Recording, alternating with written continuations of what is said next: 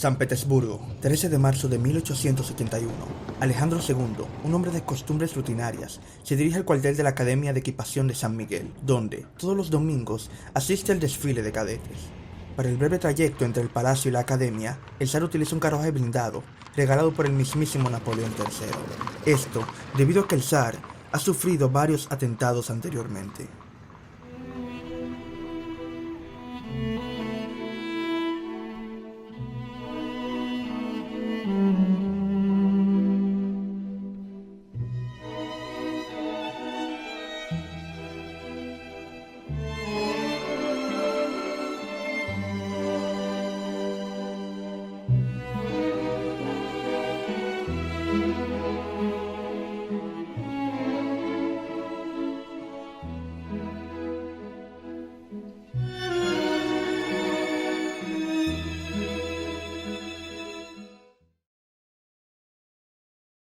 Entre los años 1879 y 1880, el zar Alejandro II pasó por varios atentados contra su vida. Estos atentados fueron utilizando más que nada sofisticados y nuevos artefactos para la época, como lo era el revólver americano o la dinamita, creada por el científico sueco Alfred Nobel, el mismo que fundó los premios Nobel.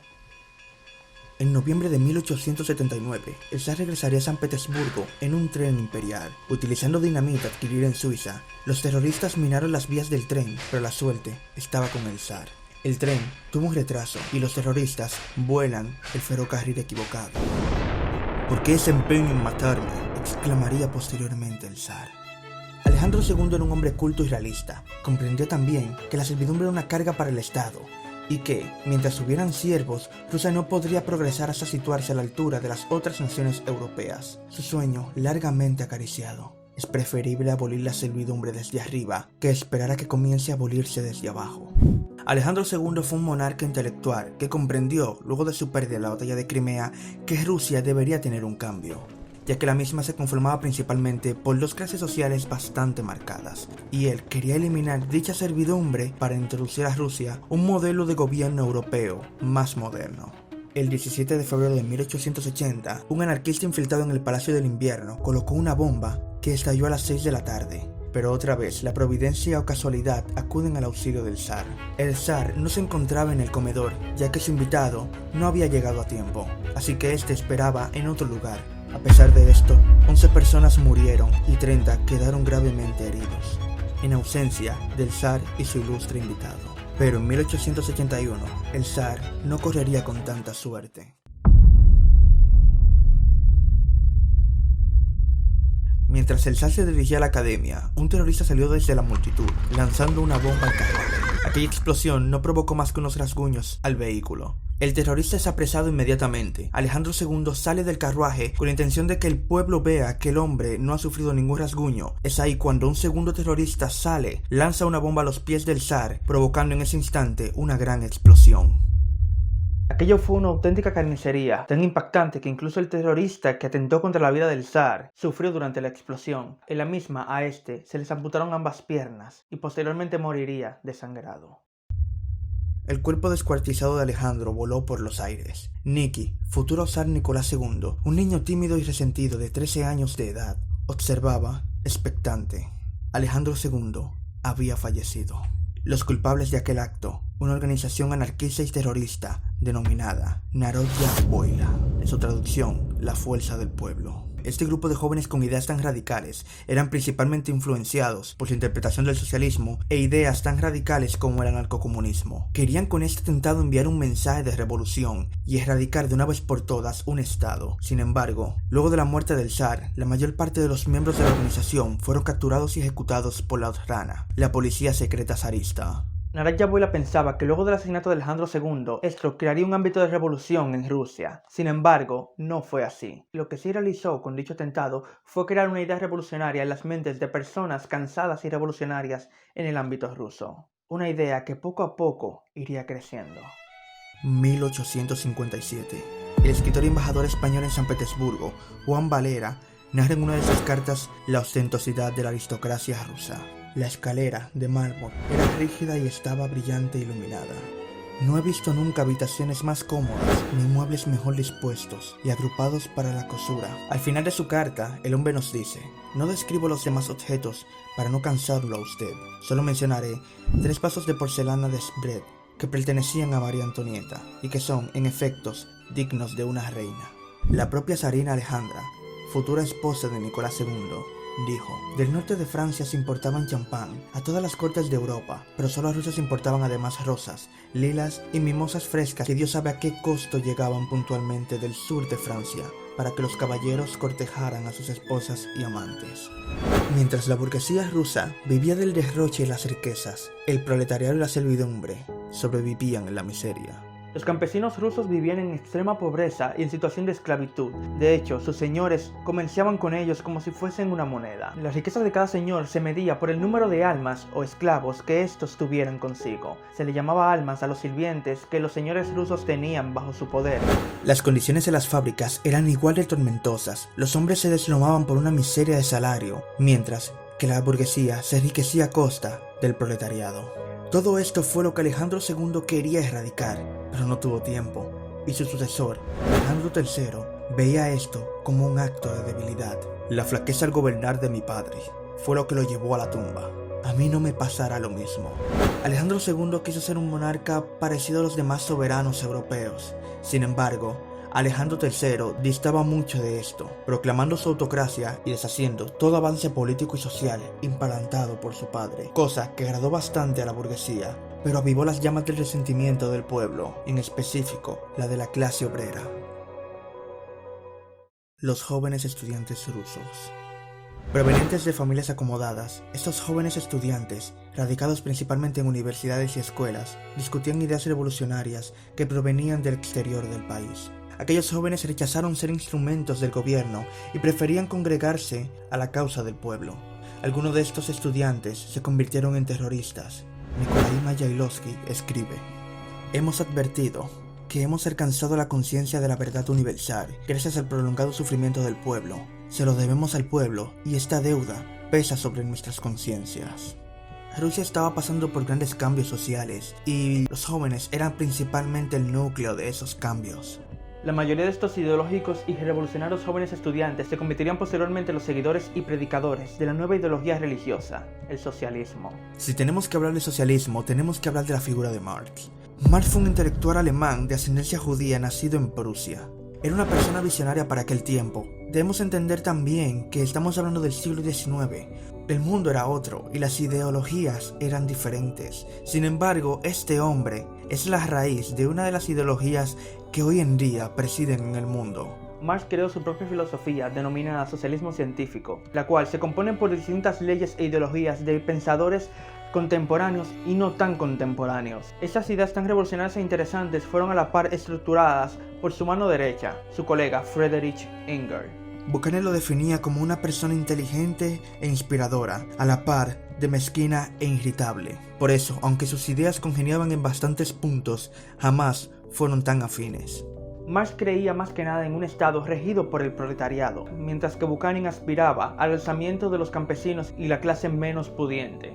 Ideas que claramente mantuvieron a estos dos personajes en un continuo debate. Carl Schurz nos da un claro retrato de Marx. Frentón, corpulento, de frente ancha y de cabellos y barbas incesantemente negros, como su fulminante mirada. Este poseía una fama de gran erudito en su especialidad, y dado que yo sabía muy poco de sus descubrimientos y teorías socioeconómicas, estaba deseoso de estrechar palabras con aquel sabio hombre famoso. El caso es que me defraudé. Nunca había conocido a una persona tan presuntuosa e hiriente. A ninguna opinión que fuera distante de la suya, le concedía el más mínimo respeto. A cualquiera que le contradecía lo trataba con un desprecio apenas encubierto. Cualquier argumento que le desagradaba lo contestaba con una burla sobre la deplorable ignorancia, o bien sospechando de los motivos de aquel que se había atrevido a manifestarse.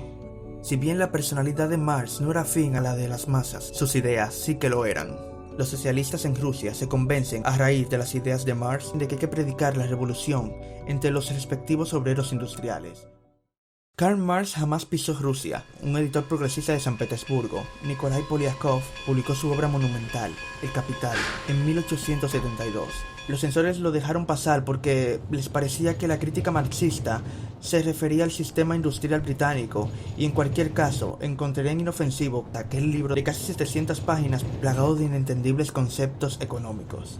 Se equivocaron. El libro de Marx se vendió en Rusia más que en ningún otro país. Los socialistas lo estudiaban, lo subrayaban y lo discutían en círculos de estudios. Marx los convenció de que la revolución socialista era solo factible entre la población obrera industrial, a diferencia de Buchanan, que exponía que el socialismo debía predicarse entre la servidumbre y las personas del campo. Como siempre, Karl Marx tenía la razón. Es fácil entender cómo la idea de Marx fue más factible, ya que solamente el 25% de las personas rusas podían estudiar, y estos obviamente pertenecían a la burguesía. Alejandro III perseguía con mano dura a los revolucionarios socialistas. Estos, en su mayoría hijos de burgueses, encontraban en este movimiento una voz política que les era arrebatado por la autocracia zarista. La Orrana apresó y ejecutó a muchos anarquistas que preparaban atentados contra el zar. Cada vez las ideas revolucionarias y marxistas se hacían más populares. Entre los estudiantes progresistas se encontraba un joven intelectual. Su nombre, Alexander Ulyanov. Alexander Ulyanov sería una de las personas clave de la Revolución Rusa, ya que él mismo fue el hermano mayor de Vladimir Lenin.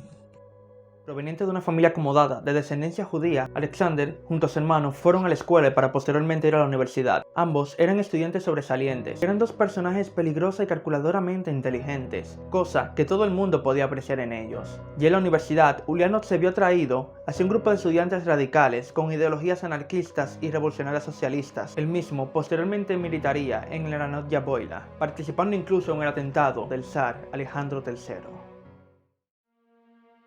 El día del atentado de Alejandro III, este había ordenado que se dispusieran su carruaje y escolta para las 10:45 de la mañana. Pero el cochero olvidó encomendar al jefe de la caballeriza que tuviera listos los caballos para el tiro de la carroza imperial. Tal milagroso retraso permitió que la policía, abundante en el trayecto que iba a seguir la carroza imperial, detuviera a 3 jóvenes que merodeaban de una manera bastante sospechosa. Del interrogatorio de los apresados, a los que incautaron con bombas, derivaron otras detenciones, entre ellos la de Alexander Ulyanov, quien, tras un consejo de guerra, fue condenado a la horca. El joven Vladimir Lenin sentiría por siempre, en lo más profundo de su corazón, la ejecución de su hermano. En este punto, muchos estudiosos e historiadores concuerdan en que la ejecución de Ulyanov fue el detonante principal para la Revolución Rusa, ya que este suceso fue el que inspiraría a Vladimir Lenin para convertirse en quien posteriormente sería. Alejandro III fallecería de nefritis en 1894, a la temprana edad de 49 años, dejando en el trono a un inexperto y joven Nicolás II. Todo el mundo sabía que Nicolás II no estaba preparado para tal responsabilidad. Nicolás II era una persona de carácter débil, cosa que sus allegados sabían bastante bien. Nicolás era ese tipo de persona débil, vago e incluso un inútil en muchos aspectos. Él mismo no quería llegar a ser zar. Sin embargo, cuando su padre muere y este es ascendido al zar, aún con sus dudas, es presionado por la iglesia, la cual le dice que él fue elegido por derecho divino para gobernar toda Rusia. Años antes, Alejandro III envió a su hijo a Japón para que éste despejase su mente, ya que Nicolás había tenido 2 hijos ilegítimos con su amante. Una vez allí, el joven Nicolás sufrió un atentado contra su vida. Uno de los policías encargados de protegerlo intentó asesinarlo con una katana. Afortunadamente, Nicky esquivó el golpe. Nicolás se salvó de milagro. Aquello provocaría posteriormente un odio y un resentimiento que se vería reflejado años después. El 18 de marzo de 1896, Nicolás II fue proclamado zar de Rusia en Moscú. Para celebrarlo, se realizó una gran festividad donde todo el pueblo ruso estuvo invitado. Allí se regalaría comida y otros obsequios para los presentes feligreses. Sin embargo, las cosas se salieron de control. La noche del 17 de mayo de 1896, se empezaron a reunir personas que habían oído rumores de que se distribuirían regalos por la coronación del zar. Alrededor de las 5 de la mañana, varios miles de personas se habían reunido en una plaza. De pronto, un rumor se propagó entre los asistentes de que no había suficiente cerveza o comida para todos. Unos 1800 policías destacados en la zona no pudieron mantener el orden, y un disparo ocasionó el pánico que inició la estampida. Como resultado, 1.389 personas fueron pisoteadas hasta la muerte y unas 1.300 fueron heridas. Se estima que entre 300 a 500.000 personas se encontraban solamente en ese sitio, provenientes de toda Rusia. El pueblo se moría de hambre, y mientras la monarquía solamente celebraba la coronación y el compromiso del zar, la clase obrera sufrió una gran hambruna. Los periódicos hablaban de escasa cosecha y evitaban la palabra golod, hambruna. Al ver todo esto, los revolucionarios, embriagados por las ideas socialistas de Marx, empezaban a manifestarse en contra de la situación en su país y de la autocracia proclamada por Nicolás II, al igual que lo había hecho su padre anteriormente. Pero mientras la clase alta rusa ignoraba todo lo que ocurría en su país, un hombre se alzaba ante la multitud. Aquel hombre sería la esperanza y la amenaza más grande que el pueblo ruso vio jamás. Su nombre, Vladimir Lenin.